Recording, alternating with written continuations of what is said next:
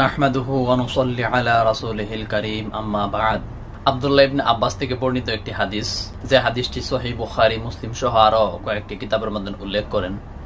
সেখানে বলা হয়েছে, নবী যখন মুআজ রাদিয়াল্লাহু আনহুকে ইয়ামেনের দিকে পাঠান, তখন নবীজি তাকে বললেন, হে মুআজ, তুমি মাজলুমের ফরিয়াদকে ভয় করবে, কেননা তার ফরিয়াদ এবং আল্লাহর মাঝে কোনো পর্দা থাকে না।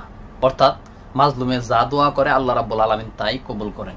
আর মাজলুম হলো সেই ব্যক্তি যারা অত্যাচারিত ও নিপীড়িত, তাই তারা আল্লাহর দরবারে যাই বলবে তাই আল্লাহ রাব্বুল আলামিন কবুল করবে। তাই আপনি একজন মানুষকে এতটুকু কষ্ট দিবেন না যে কষ্ট পেয়ে মানুষটা আল্লাহর কাছে আপনার বিরুদ্ধে বিচার দেয়। যদি সেই মাজলুম ব্যক্তি আপনার বিরুদ্ধে আল্লাহর দরবারে বিচার দেয়, তাহলে আপনি নিশ্চিত থাকেন যে আল্লাহ রাব্বুল আলামিন সেই মাজলুম ব্যক্তির দোয়া কবুল করে আপনার উপর তাকে করা অত্যাচারের প্রতিফল দিবেন। তাই প্রিয় মুসলিম ভাই এবং বোন, আমরা সবাই একজন আরেকজনের ভাই ভাই হিসেবে মিলাপ্রীতির মাধ্যমে থাকবো, যাতে কেউ কারো সাথে ফাসাদে জড়িত না হই এবং কি কেউ কাউকে কষ্ট না দিই। আল্লাহ রাব্বুল আলামিন আমাদের সবাইকে সঠিক বুঝ দান করুন এবং কি সঠিকভাবে চলার জন্য তৌফিক দান করুন। আসসালামু আলাইকুম ওয়া রাহমাতুল্লাহি ওয়া বারাকাতুহু।